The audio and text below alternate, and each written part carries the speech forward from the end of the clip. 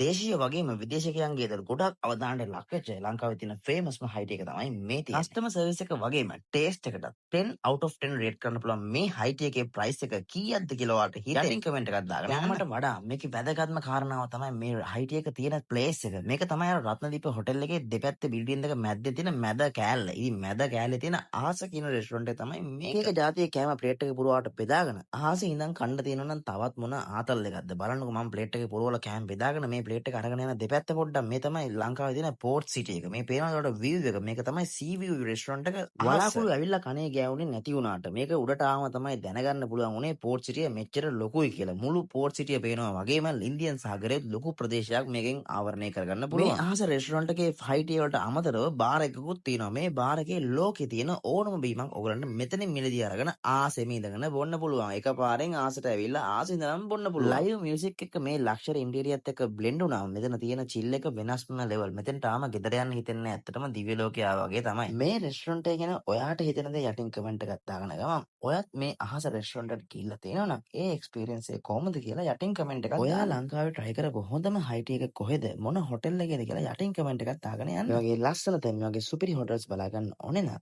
අපිව ෆලෝ කරගෙන යන්න. අපි දැන් හැම platform එකේම ඉන්නවා.